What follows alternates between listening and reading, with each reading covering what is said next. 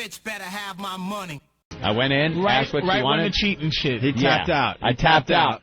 I was like an extreme fucking fight. Tapped out. I was in the octagon. The lawyer threw in the towel. Tapped out. Fucker, why didn't you lie? You should have said, but we did it. You should have said y'all were swingers or y'all did threesomes. You should have fucking lied. There was no proof. No proof that you didn't. There's enough shit that it was enough where I just said enough. Enough was enough. You scared I wanted motherfucker. over. You could have looked.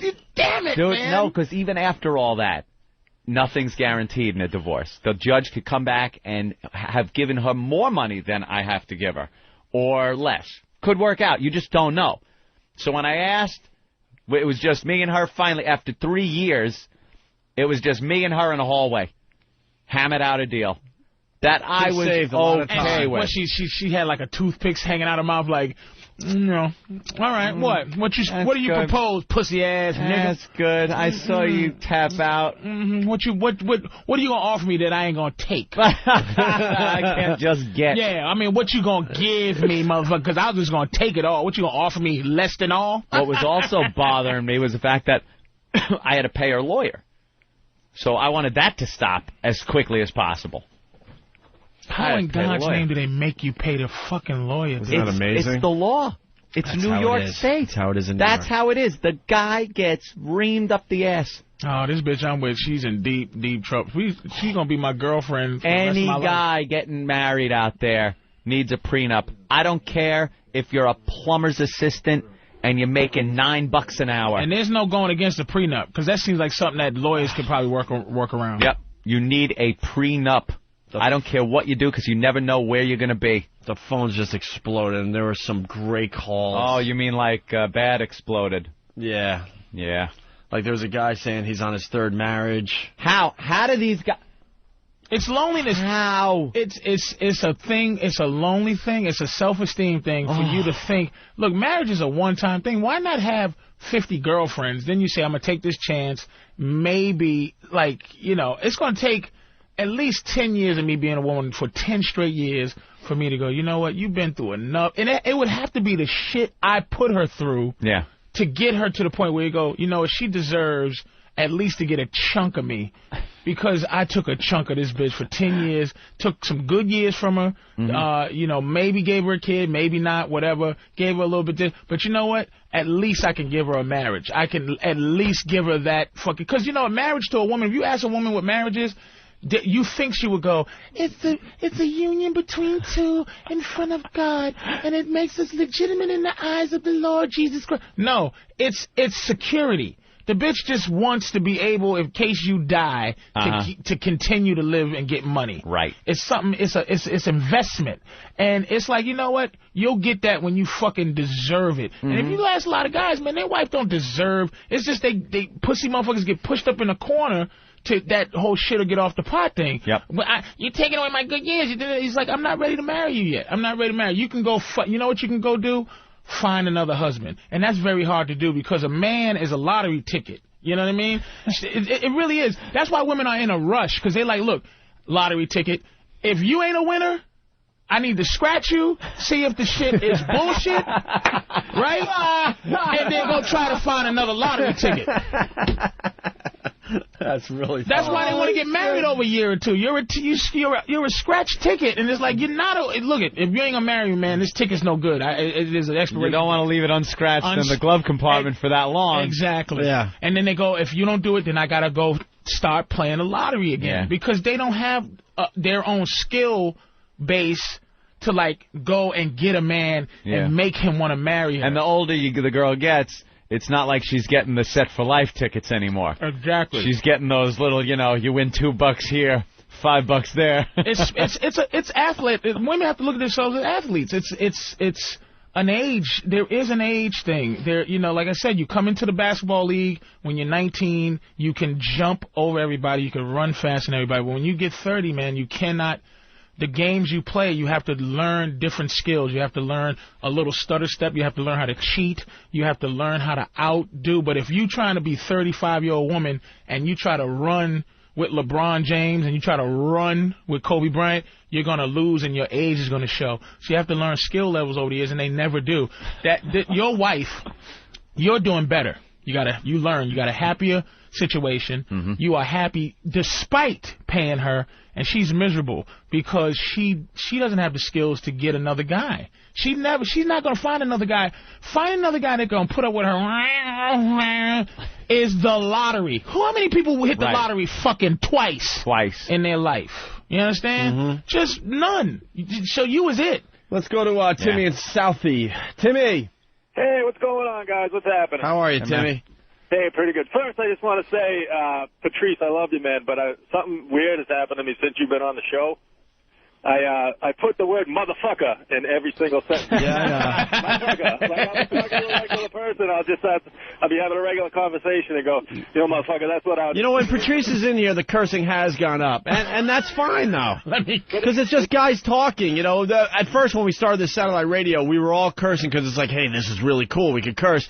Now it's just coming out in normal conversation. Yeah, I don't curse. And that's how it should be. I don't curse because I definitely don't curse because I can. But I listen to replays, and there's a lot of motherfuckers. Yeah, you know. It's all motherfuckers. I know. All right, what do you got, Timmy? Yeah, I just want to say, man, that doctor, screw him, man. I've been listening to your divorce stories for like, geez, I don't know, it's been at least since 2000. I can remember one time going out, we were either on BCN or AF, whatever it was, and I was going out of range, and I actually pulled off the highway just to listen to the rest of the story. So screw him. Keep talking. It's probably therapeutic for you, man. All right, Timmy, thank you. Yeah, those stories are great. Let's go to Scott in Jersey. Scott, what's up? Hey, what's up, man? I know the best way to get out of divorce. Yeah. You go uptown to Washington Heights, find an ounce of heroin, bag it up, put it in the car, and have your girlfriend call the cops on it. That old gag. Yeah, you plant drunk. Yeah, that's great. You end up in prison and for planting evidence. Listen to what... watch CSI. Listen to find that shit. Listen to what happened to John. John? Hey, good morning, guys. How are you? Hey. A friend of mine got a loan right out of college, took all the money, and built a house. He literally designed it from the ground up and went over there and worked on it every night after he got out of work. So he gets married a couple of years later. His wife moves into his house. He comes home from work one night, finds his wife in his bed with another guy. She files for divorce from him. First thing the judge does is tells him, my friend, to get out of the house. Get out the house. Yep. So the woman naturally moves in with the dude. And by the way, my friend has to pay all the bills the whole time. He's got to pay the mortgage. He's got to pay all the utilities. So this bastard can live in his house that he built with his still current wife at that point. Divorce gets settled. Naturally, the woman gets the house, moves in with the guy, of course, and they got busted out. They couldn't pay the mortgage, couldn't pay anything. They moved back in with this dude's mom, and so the ex-wife and the guy are living with the mom. And his house is up on the market, the one that he built. Broke. Yep, totally. Wow, great. Everybody's broke, right? My friend he didn't even want it anymore during the divorce because he couldn't even afford to pay the bills anymore. Go from starting out, young guy, trying to be successful, to being broke. I was renting a house in Huntington. Thank God I didn't own a house, and thank God we didn't have kids. That's the two things that are like, thank you, God. Or there would be a connection forever. Yeah, forever. So we had a house out in Huntington, Long Island. And after the $40,000 thing happened, I'm like, there's no way I'm going to now call her up and ask her for my possessions in the house. Right. Because those things are now hostage that can be used to negotiate. I didn't have a lot of things, but there were some things I wanted, my computer equipment, a few toys, little things like that. So I waited till she was gone one day, went to the back door, smashed the little window out, and crawled through there and got my stuff, loaded it into the truck. But here's the kind of criminal I am. Here's the kind of bad guy I am. I swept the glass up, sealed the hole back up so the cats wouldn't get out, and left a note. And she was pretty much raping him at the time. I should have left the cats hanging on the shower curtain rod. You did the right thing.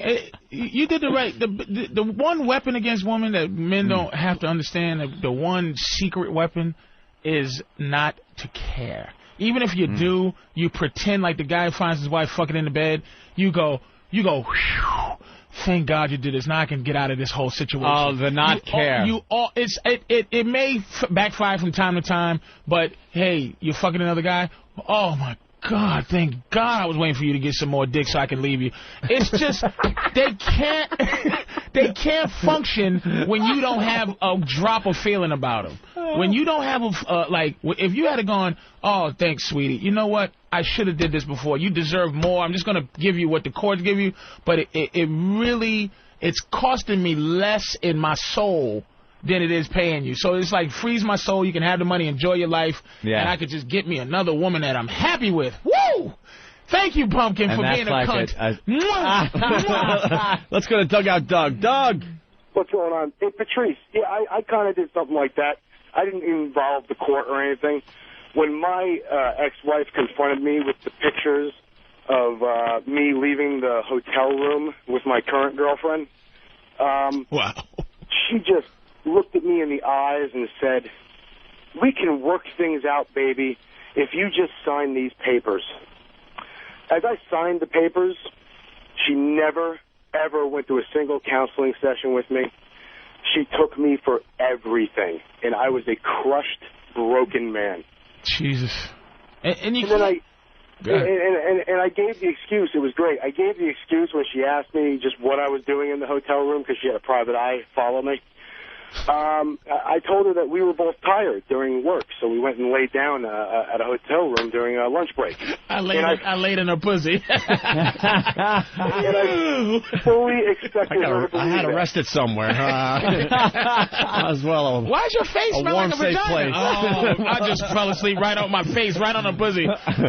I needed a warm, safe place for my dick. I had a cheating incident once where I was cheating on a girl that I was living with, God, back in 88, I guess it was, somewhere around there. I'm trying to think. Shit,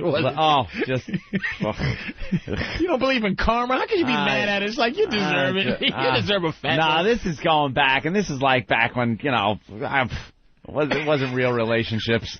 Right. This is bullshit. Right. We were more like roommates. And I come home, and I'm like, I can't walk in the house like this. I cannot walk in the house like this. So I had a Volkswagen that used to break down all the time, and I popped the gas line out and just covered myself in gas, reached underneath the oil pan, oil all over my arms and stuff, and of course I was late. Oil and pussy, yes, delicious. So I come in all mad. Smell like a sardine. I come in all pissed off. Boom. Fucking car. God damn it. No, don't even come near me. I'm covered in gas and oil. I'm getting right in the shower. Motherfucking car. Son of a bitch. Right into the shower. About cars is like, what car? What happens to a car with it explodes? Gas and oil and oil. Yeah, what do you think? Isn't there oil in the front and the gasoline is in the back? I'm just it's all over. Brake fluid, tranny fluid. I got everything. I got windshield washer fluid in my hair. I gotta get to I need the shower. The ashtray went off on me. Did the car explode? Shouldn't you have shrapnel on your back too, motherfucker? He was like coming with. I'm gonna tell you what this dirtbag. I can't say his name. This is the filthiest dirtbag move I've ever heard in my life. It was almost genius. It was so fucked up. He fucking cheats on his girl, right? Fucks, doesn't take a shower, right? Smelling like whatever girl is fucking. Whore. This son of a bitch runs home, right? He breaks in his door and acts like he's having a fit of passion with his woman, like he can't control himself, like, I'm gonna fuck you, baby, and fucks her so that the sex smell, he can think it's them. She can think it's their fuck. Wow. It was the dirtiest move I've ever heard. What, he fucking put a clothespin on her nose first? And he goes, you are so sexy. Oh my God, this room smells like, we fucking so well, it smells like other people. Let's get him, baby, for the foreplay. Breathe through your mouth only. I've heard that's really good. Let's go to Megan in Boston. Megan. Hey, how are you? All right. I need to know how Anthony met this little charming douchebag. Wow, jeez. A little harsh. The ex-wife? Let's see. Let's say, oh God, it was through my brother.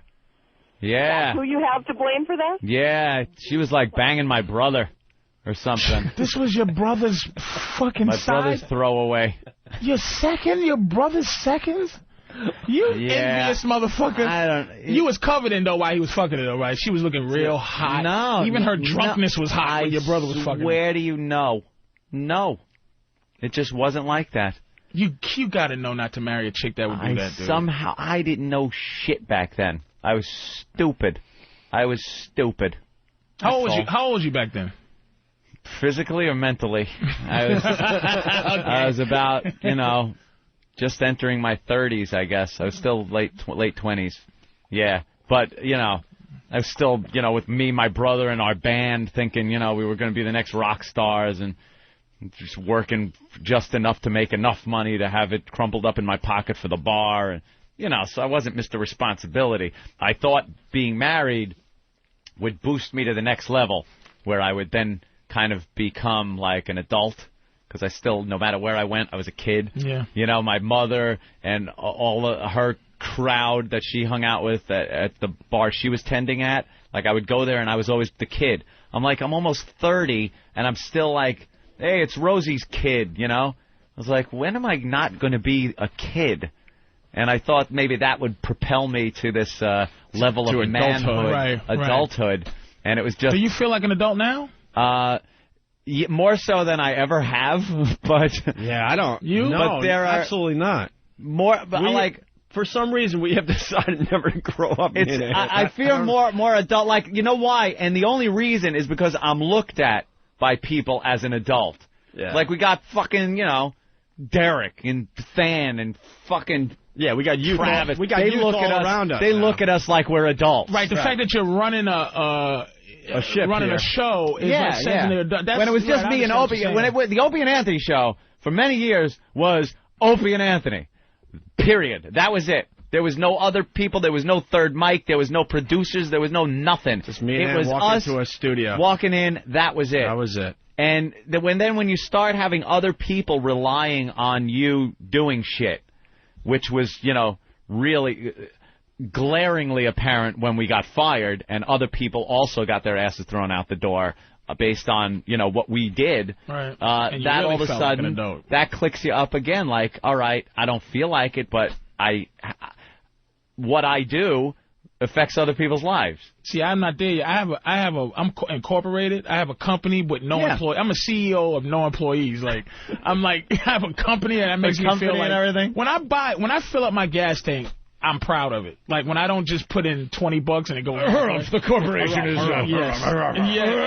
Yeah, man. It's like Jesus. Let's go to Chuck in Albany. We want to wrap this up because we have so much to do today. We got the Daily News coming in. They're doing a little feature on us today. It's an exciting day for the program. Chuck, Albany, what's up? Hey, O&A. Hey. Patrice, you kick ass, man. Hey, file for divorce in March, real quick, fellas. Paternity test in April. Test came back on my 2 kids, found out they weren't mine in June. I have to pay that $684 weekly. Weekly. For child support on kids that aren't even his biologically. New York State law, man. New York State law. Once those kids, after the age of 4 years old, man, that's it. You're fucked. You got to pay till they're 18 or till they finish college. For kids that ain't yours? For kids that ain't mine. And I filed for the divorce and was granted a divorce due to... You know who's writing a book on this whole divorce in New York thing is Alec Baldwin. He's had it. Oh, that must... He's jumping up and down all over the place. But he hates fucking Kim Basinger. Yeah, but he's exposing all this stuff we're talking about in a book. He's going to get a lot of attention because of the book, too. He's going to talk about the system, the lawyers, all that shit. Well, something needs to clean up, man, because I got granted a divorce on adultery and fucking mental cruelty, and she still got that cat. Wait, do you love the kids, though? Yeah, I love the kids, but goddamn, But he doesn't love them that much. Goddamn, I love them enough to maybe get him some ice cream every once in a while, and they can go to Toys R Us for a toy, but I'll take him to Disney on Ice once a year, but fuck. I love them, but I don't love them. That's right, fuck that. Kids, 24%. I started putting cancer in their food. All right, Chuck. Hey, guys, hey, you guys kick ass, man. Yeah, we know that. Thanks, Joe. No, thanks, Chuck. We appreciate it. Let's go to Danny in Jersey. Danny. Hey, guys, you guys are awesome. Patrice, you rock. Listen, I got to thank Anthony real quick. Got out of a divorce, $2,500, no alimony. Jeez. But, Jersey's the best. Listen, guys, check this out. Anthony. Yeah. No bullshit. Hooked up with this Puerto Rican chick, right? Not sure. Haven't played the game in a very long time. I have to go home now to the wife, the ex-to-be. I'm saying to myself, my hands smell like cunt like you wouldn't believe. Figuring the shit out of her all night. What do? I use that spare tire in the back that I blew out, rub brake dust all over myself, and straight to the shower. Straight to the shower. Don't come near me. Oh, I'm filthy. Don't come near me. We have some talented listeners out there. I smell a new country song. Straight to the shower. Straight to the shower. I smell song. Puerto Rican pussy and brake dust. I went straight to the shower. It's coming in. You watch. Well, thank God my truck was a leaking oil, 'cause I grabbed me a handful and I ran straight for the shower. You were flammable. I came in flammable. You was a fucking bomb. You was a walking bomb just to cover up your horse just in case infidelity. If she figured it out, I could have just lit myself up like a Hindu protesting. I know that old oil gas trick, motherfucker. You've been fucking. No, I've been fixing the car. No, there's no physical way for you to get oil and gas on you, asshole.